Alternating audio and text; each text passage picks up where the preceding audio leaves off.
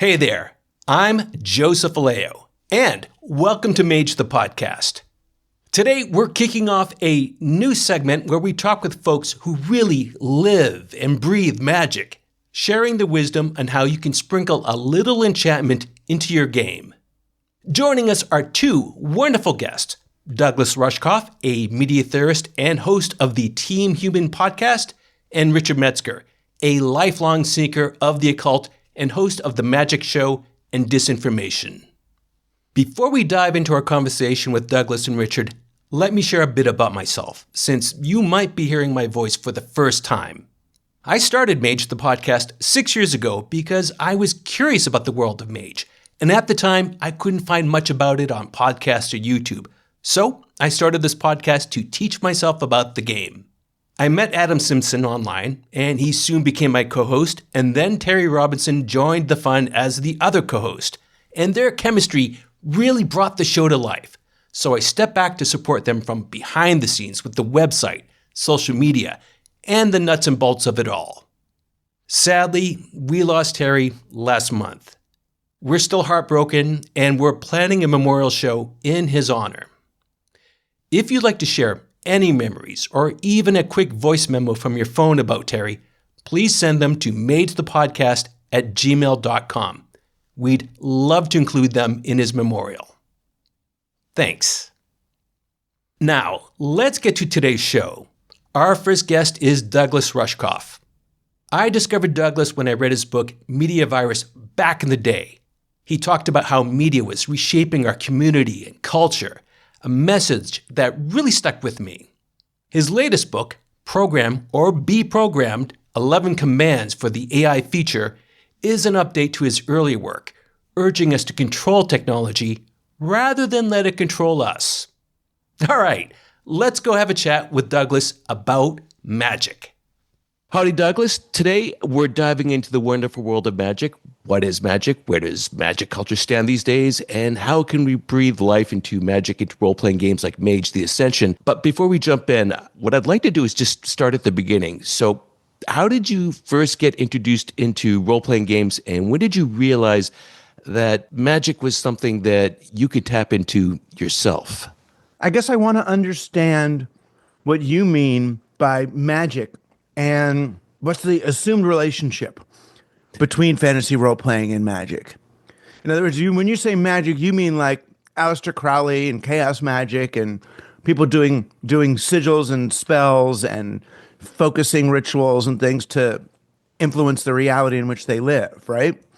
I think that's the operational definition, but what I've come to realize is each individual, of course, has their own definition of magic. So you yourself have a definition of magic. So you could either apply the operational definition or your own personal definition. Right. Yeah, I just wanted to make sure when you were saying when you get into role-playing games and then magic, you don't mean like, oh, role-playing games and then Magic the Gathering or something, you know? No, nothing like that. And there is magic in these games, like there is in Dungeons and Dragons, but it's very different than what most people know about magic. Well, actually, that's kind of a weird thing because most people, when they think of magic, they think of pulling rabbits out of the hats or what they see in movies, but it's very different than what magic, at least what I've been given to understand, actually is. Although Mage, I from what I understand, Right. you've never played it, but Mage is actually steeped in the more of the magical tradition of culture. Right. I mean, and I think I did play Mage. It's just the mid-90s is such a blur of, I was telling you in that email, I mean, it's like this blur of, well, the end of the first gen D&D and we were moving into GURPS games at that point and cyberpunk stuff and then White Wolf and Magic the Gathering, and WotC, and it was just, there were so many things that I ended up kind of focusing on. White Wolf's Vampire the Masquerade was really interesting to me, and the early card games, and figuring out whether I was like a red magic player or a black magic player or commons deck player. That got interesting. But magic, it's funny. For me, the magic or occult element of fantasy role-playing is the idea that you create a character sheet and then live life in a certain way. So it's like, what if I were a person who had or a creature who had these faculties and abilities, how would I move through the world? What is it like to see the world that way, and what is it like to strategize my existence that way? And then that becomes almost like practice. It's a bit like, the role playing one might do, I guess, in some kind of therapy or, weekend self-improvement session. And then that sort of changes the way you are in life. So the game might be a place where you're not just playing out a fantasy, but trying out a life strategy, trying out, what Robert Anton Wilson would call a reality tunnel. Right. And seeing, and what do I want to, how do I want to apply that then in my life? How did you get into magic, though? I mean, was it through role-playing games, or was it something else that sparked your interest? I don't know if I ever got into it as much as recognized it. It'd be like people now, they go to the drugstore or go to the health food store and might get a supplement for, something's bothering them. Oh, they got, stomach aches or something. And they go and get probiotics, right, to help balance their gut microbiome. Now, just 10, 15 years ago, most doctors would say, that's crazy. What, you think you're going to buy bacteria and it's going to change something in the way your stomach works? And no, I'm just going to do that. So it doesn't mean that they're necessarily the person's into supplements so much as recognizing that there are these things going on that we can't really see, but you can do things on that level that then change how you're living. So, it's not like I'm not like, if you looked at my apartment or something, there's not posters of Aleister Crowley or little sigil magic things all over the place, but I do occasionally, usually in a rough spot of life, I'll sit and do a simple sigil, write down my intention and take out the vowels and remove the repeating consonants and put them into a logo of some kind and focus on it, or do some kind of little ritual and then throw it out as a way of resetting my intention.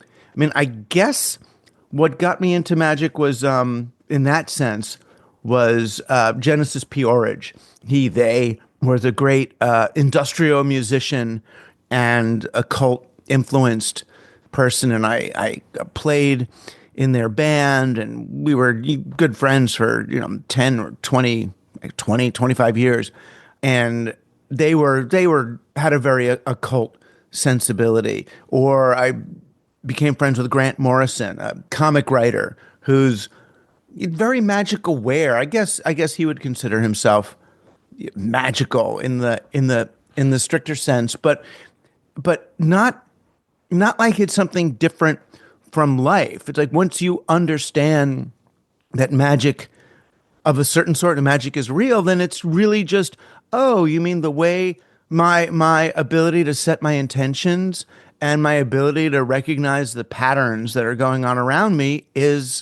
that's what people are calling magic, but it's not, it's not so weird. It seems like interest in magic ebbs and flows with the times. Right now, where do you think magic culture is? Well, right now, the most prominent magician is Donald Trump. I mean, anybody who saw the assassination attempt on him in Pennsylvania and how quickly he turned the shock and horror of someone shooting at him into a sigil, right? The fight, fight, fight. My God, I wouldn't have the presence of mind or, magical, I don't know, readiness to turn something that scary into something that powerful, in seconds. And, he's trained. He's a trained magician. He, as a child, he had terrible ADD. He couldn't focus on anything. But the one thing he paid attention to was, as a child, the church they went to was the one in New York that where Norman Vincent Peale, Right. the power of positive thinking guy, that was his preacher. And he was listening to, that the power of positive thinking is magic. It's applied magic straight from theosophy to Christianity.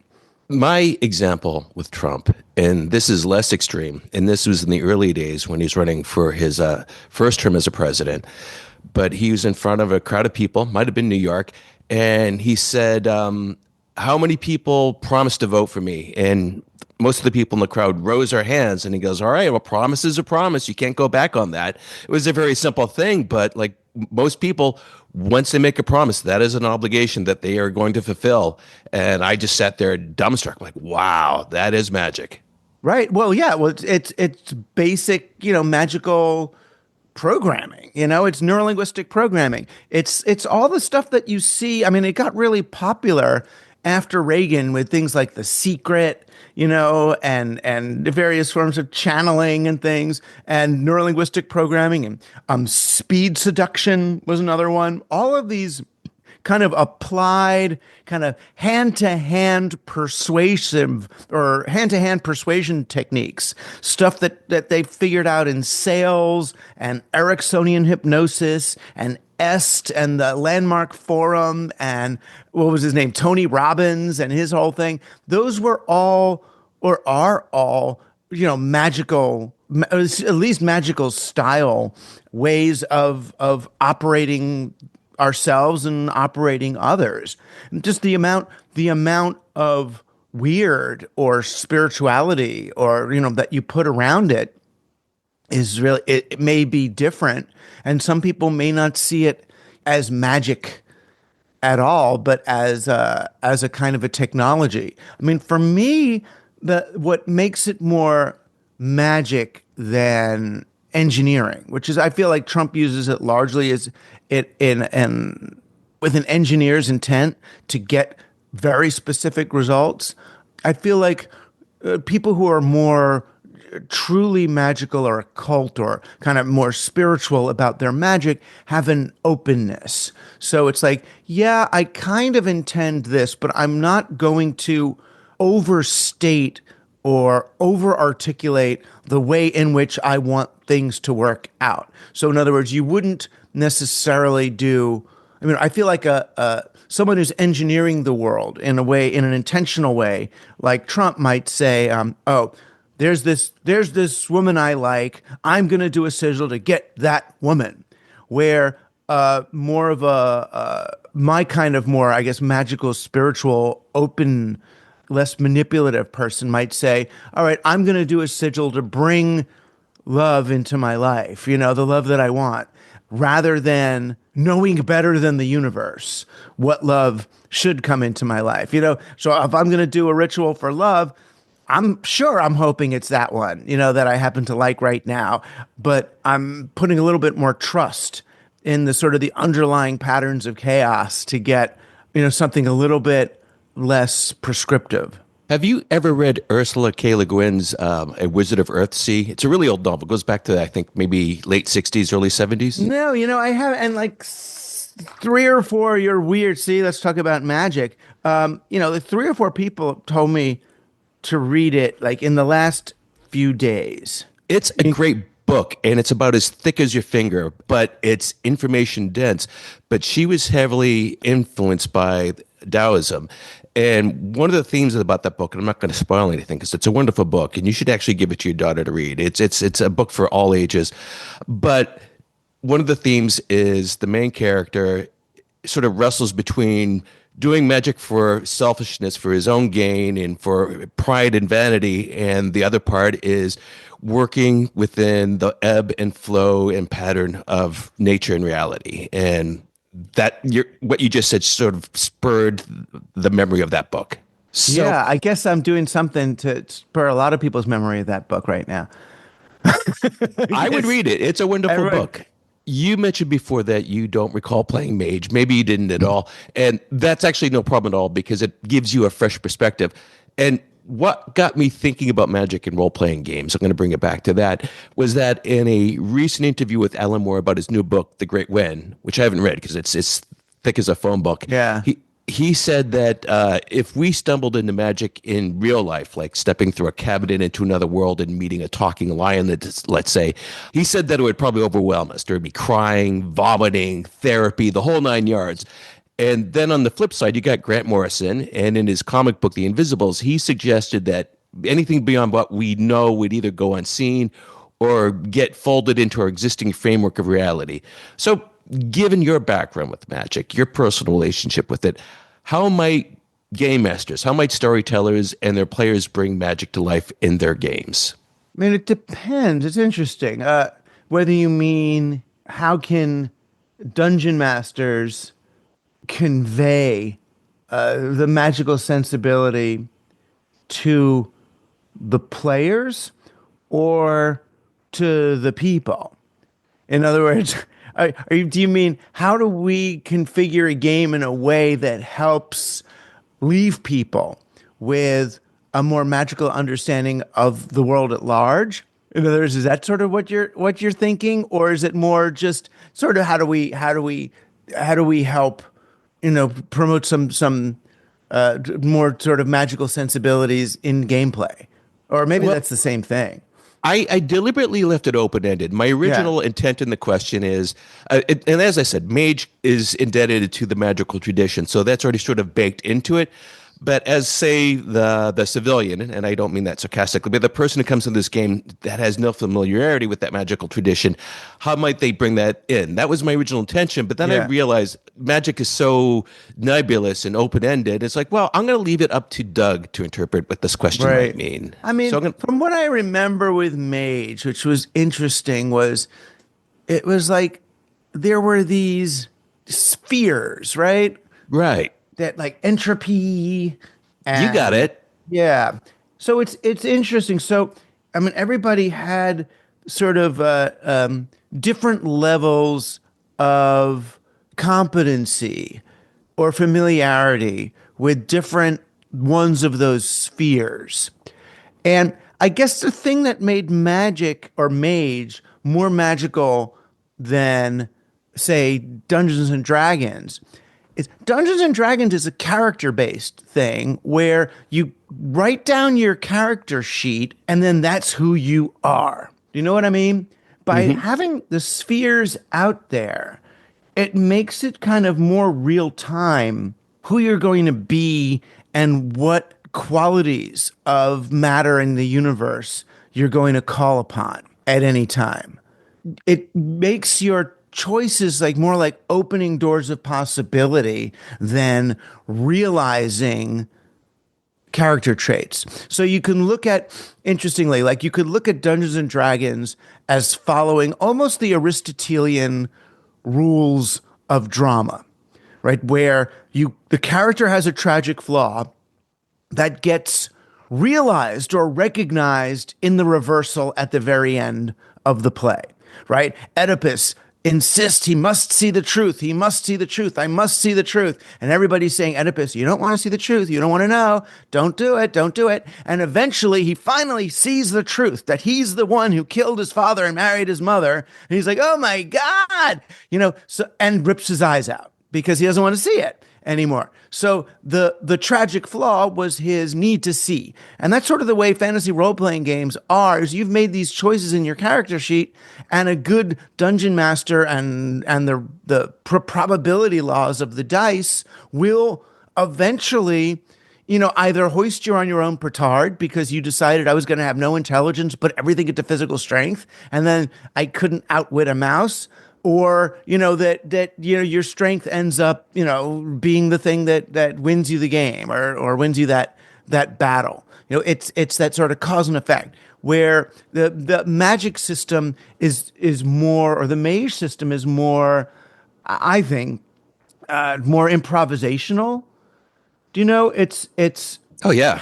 It becomes more like you're imagining yourself as you play rather than remaining true to yourself or true to your character sheet as you narrow your realm of possibility. And that's magic, right? So the magic is a magically inclined game master is someone who is testing the player's ability to truly improvise, to play without rails, to go into genuinely new realms.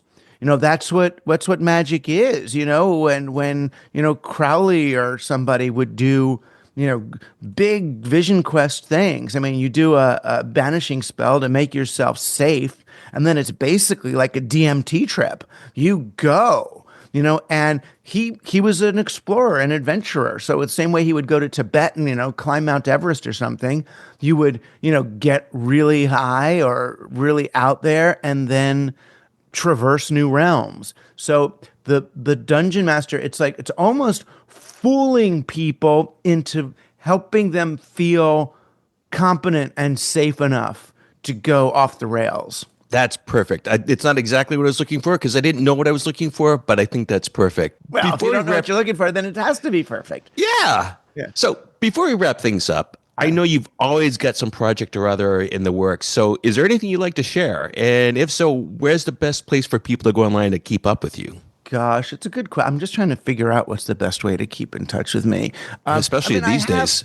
Yeah, everything got weird, so I'm like everybody. I'm trying to reorient. But yeah, I have a podcast I do called Team Human. Great which is podcast. Really fun. Yeah, so you can find that, anywhere. Team Human or teamhuman.fm is the URL for the website of that. I have a Substack, rushkoff.substack.com, that I'm writing stuff there. I've got a bunch of stuff. I got this crazy book that came out a year or so ago called Survival of the Richest: Escape Fantasies of the Tech Billionaires. And it really, right now, finally, I do everything a few years early. Right now, people are realizing, oh, how does Musk and Thiel and Zuckerberg and these people, how are they thinking? What is their hope? And this really explains, their magic as well. This explains what it is that they're intending to do.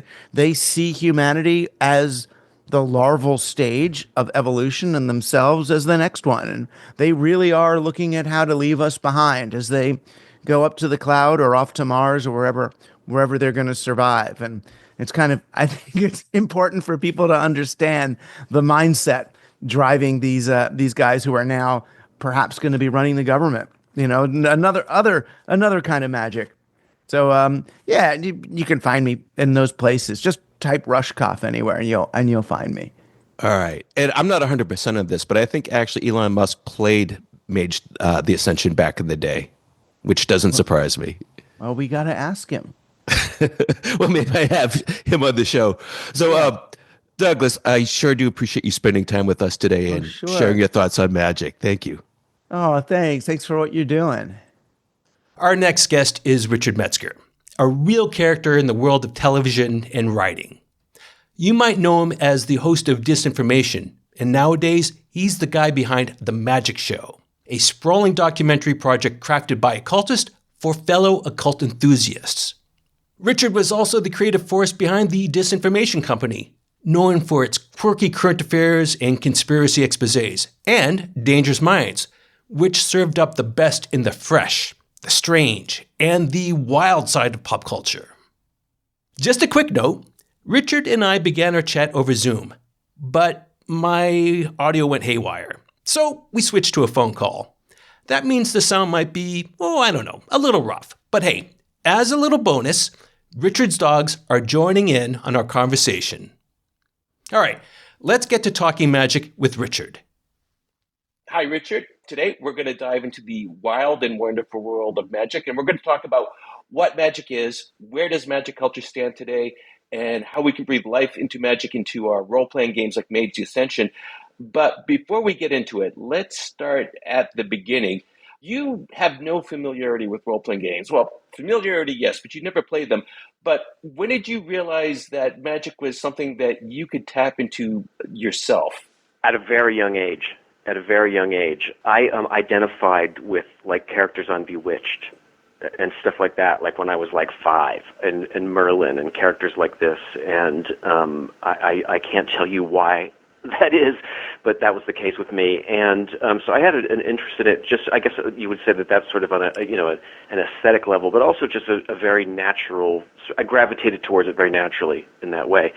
And it being the 70s, you could find a lot of books on magic in public libraries, and so that's sort of how I came across it. It was, and I think it was that, and also I was like a very big like rock fan. Like I was like an 8-year-old, 9-year-old kid scouring, flea markets and garage sales for records and stuff like that. And so I was really into like Led Zeppelin, and then you start to hear about Jimmy Page's interest in Aleister Crowley and so forth and so on. So it was in the air, I think, at that time.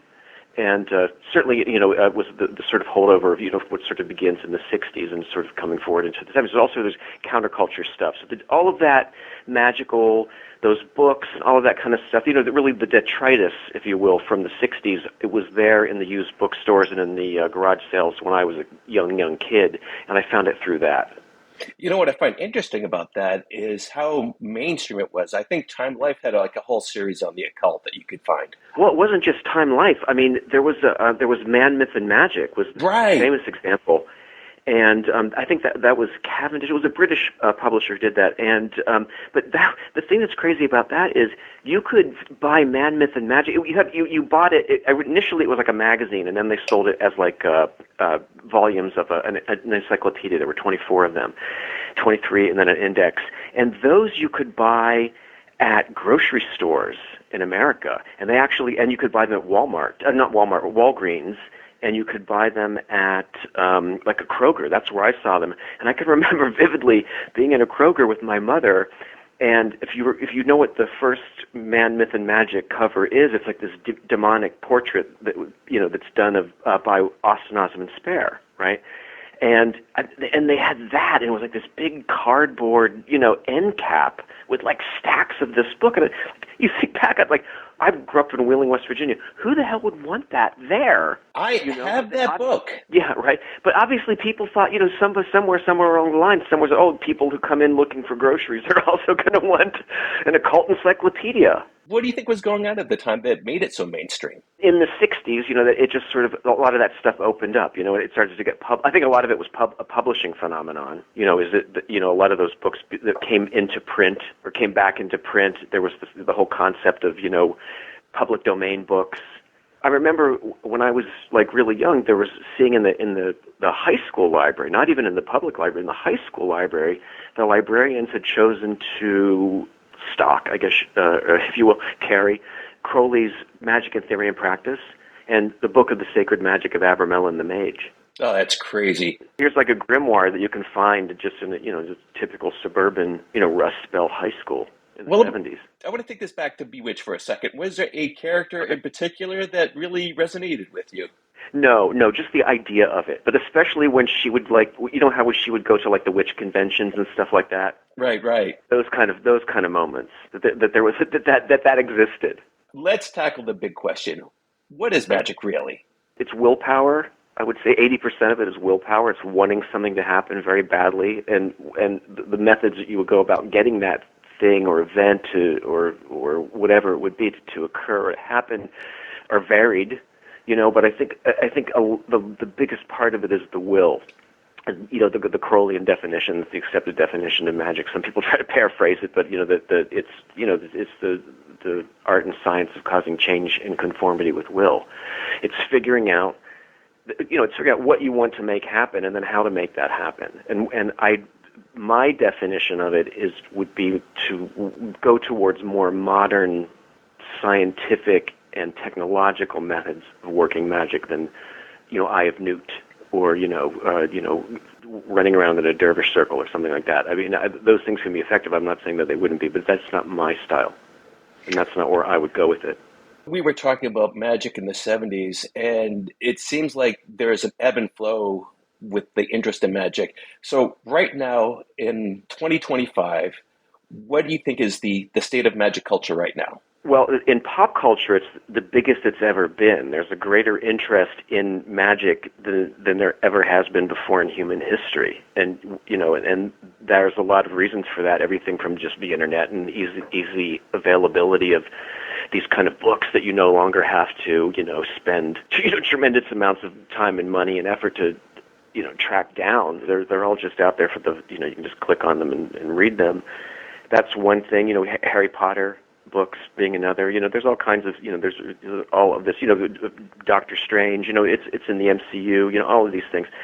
But if you're asking me about the state of magic, the magic culture, it's interesting. I mean, there's a lot of new blood, and there's sort of a new generation who are interested in it. But one thing that I have noticed, and I think this is a lot of the people have noticed this too, is there hasn't been a lot of new ideas in magic for a long time. It's sort of like rehashed chaos magic, and stuff. You hear the dogs barking. It's a lot.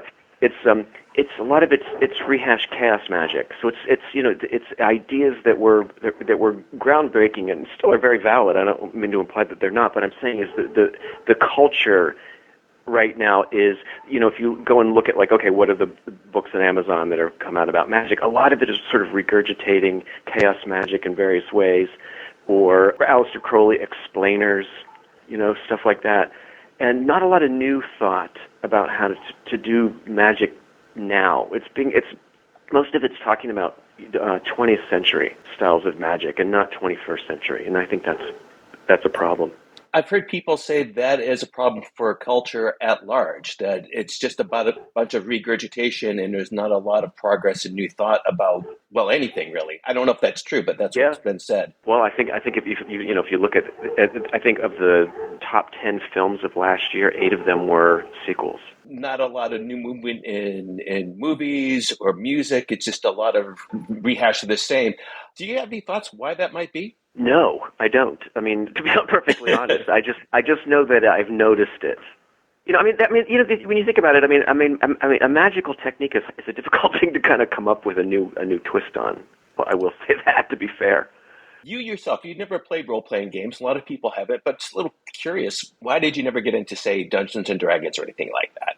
I was probably too old, or just too into drugs, or something like that at that age. I don't know. So you certainly have never played Mage Ascension, which, just to let you know, it's really indebted to the Western magical culture tradition, and that's really not a problem because for me it lends a fresh perspective.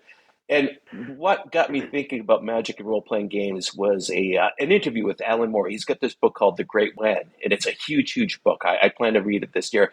But one of the things he said during the interview is that if we stumbled into real magic, and the example he gave is like stepping through a cabinet and going to another world and meeting a talking lion, he said that it would send us over the edge. There'd be crying and vomiting and years of intensive therapy and a regimen of pharmaceutical drugs, the whole bit. And on the other hand, you've got Grant Morrison, and he has this comic book from the 90s called The Invisibles. And one of the themes that he hit upon, that if you encountered something that was beyond your recognition, it would either be unseen or you would just fold it up into your existing framework of reality. So given your background with magic, and this is an open-ended question, but how might the players of role-playing games bring magic to life in their own games? I accept that challenge. I would say that so if you're saying that the when you're playing Mage, it's based on sort of the Western magical traditions, right? Yes. Maybe there is a way to update that for this century. And the first thing that comes to mind is, are you familiar with the concept of radionics? No, this is new to me. Okay, radionics. Okay, there's a subculture that I did not realize was as vast as it is until I was on Etsy recently looking up radionics. So I recommend to everyone who's listening to this to go and do that now, so they know what I'm talking about. But radionics were these devices that they sort of happened around the end of World War II, late 40s, early 50s. They're meant to do various things, perhaps. I mean, think of it as an electronic device, right? Where maybe you've got there's a well and you're going to put test tubes of someone's blood in it so you can diagnose them, and they don't even have to be there. Or you have an idea where you have a small picture, an aerial picture of a plane flew over a crop field, and you want to see if you can use this device to reduce predation on the crops, but only in a certain thing. So you're going to do a pattern. Right, and so there are these machines that will allegedly the same way that when you're using a mouse, right, on your computer, it's doing something for you, that these machines are that with some kind of, psi forces or, forces that are not understood typically. So it's something so they're done like that. I'm trying to think of another example. There's, like dowsing is kind of a really, primitive radionics device, but they're made with machines, right? And there was one, John W. Campbell, the sci-fi editor, was really into these things, and he gave this one device to William Burroughs, who was really quite into it. And there's an amazing lecture that Burroughs gives. It's on YouTube, but he talks about this, and it's the wishing machine. And I think the way that it worked was you had to write down a wish that you wanted, and you would put it on a piece of paper, fold it, and then put that piece of paper underneath a metal plate that's on this thing. And then there's a thing that you would tap with your other finger, and you would put your one finger on the plate, on the metal plate, the thing, the wish is underneath it in a piece of paper, and then you've got like a switch or like a thing that you would like tap, and it would put out an electrical shock into your other hand, right? And so as you're thinking about this wish, it does that. And and according to Campbell, this was something that was amazingly effective. He told Burroughs in a letter that he was able to cure his daughter of warts with these devices. So that would be my advice. It would be to look into that concept of radionics and see and when you see what these devices look like, that's the thing. They're absolutely gorgeous, and these people have made these magical machines. They're done with fine woodworking and metalwork, and they're really interesting. It goes back to the 50s, though. I love that this is available on Etsy. Did you order one? I haven't yet. I haven't decided which one. I only recently discovered this myself. So, but it does exist. Are you looking at them now? No, not yet. I'm going to do this as soon as I get off the phone. Oh, okay. Yeah, I think something like that would be fun to bring into role-playing games. Cool. Before we wrap things up, you have your video series, The Magic Show, that's keeping you busy, and I can't wait to watch all of it. In fact, how many hours would you say is available or will be available? Well, there's around. Well, it depends on how long they are, but like the first one, which is finished, except that it has to be just remixed just slightly. We had a few complaints about the audio, but that one is 55 minutes long, and the second one which is a show just about witchcraft, is about 40 minutes long. So they're quote unquote hour long shows. When you factor in, that we're shown with commercials and stuff like that, they always want you to have something that's 40 minutes. I'm not constrained to that, but that's how they were conceived. So we'll see. But I've only edited the first one. The second one is in rough cut form. All right. I'm looking forward to all of it. Is there anything you'd like to share about the Magic Show? I mean, was there any magical things that happened while bringing the show to life? That's a big question, but I'll tell you what it is, though.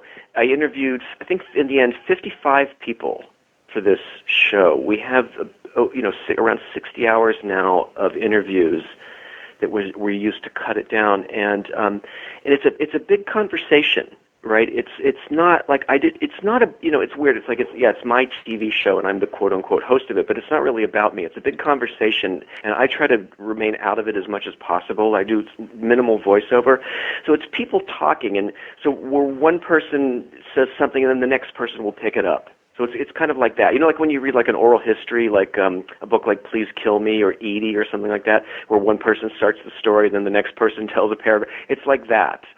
So it's a big conversation with a lot of witches and magicians and historians of magic and some artists, musicians, really interesting people. And it's the idea is to get out of them like, how do you practice your magic in the 21st century? How do you do it? What do you think it is? And it takes as a starting point that people, not be like, do you believe in this? It doesn't ask that question ever.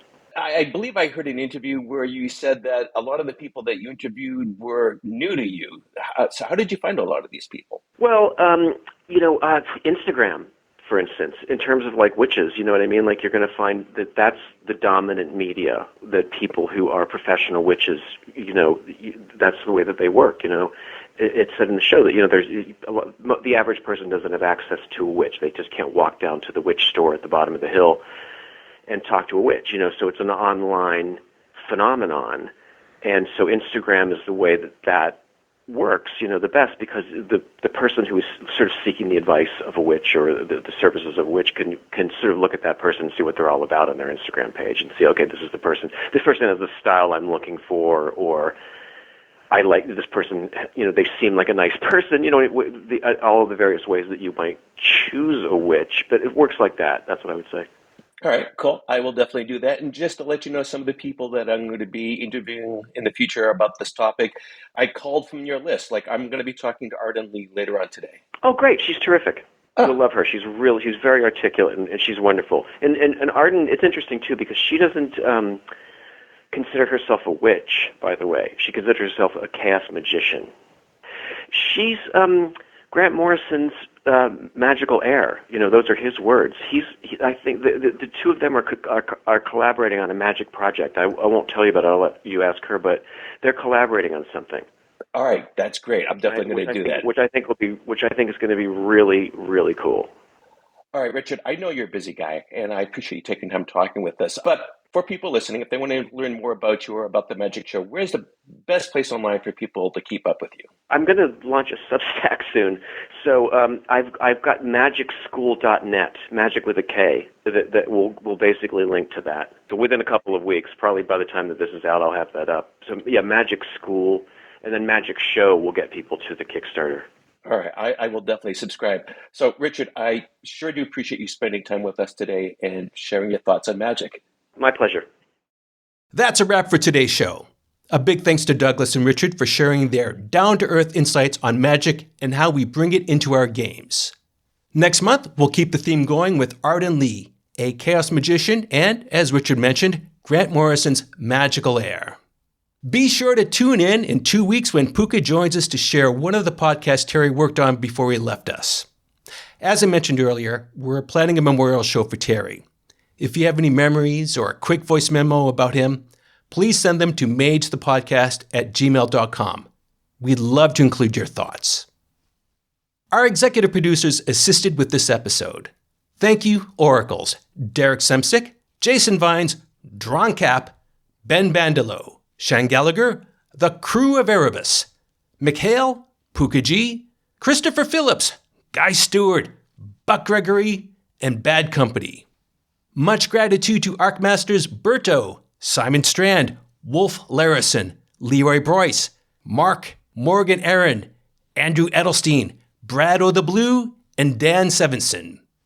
And thanks go out to Maurice Hopkins, Jervis Johnson, EBG, George Laura, Will Vincent, Chartan, Kevin Fitzpatrick, Tyler Bryan, Jason Duncan, Sev Nessus, Bubba the Pale One, Henry Kraft, Eric Schwensky, Starfish, Vince Hamilton, Ambiversion, Ryan Stray, Lols and Stuff, Kathleen Halperin, Alexia, Patrick McNamara, Blaze Herbert, Rachel Grace, Daniel Scribner, Ricardo, Rob H., Alex, Nikita Klemenov, Leslie Weatherstone, Matthew Prohl, Anders S., Bryce Perry, Michael Parker, Jeremy Z., Melissa Cross, Ian Robertson, Curtis Hendricks, That's Real Neato, Sig, Manel Canos, Darren Hennessy, Evi Levinger, David Rowe, Jason Kennedy, Samuel Tolbin, Nabiru, Dennis Osborne, Jenna F., Chris Kinner,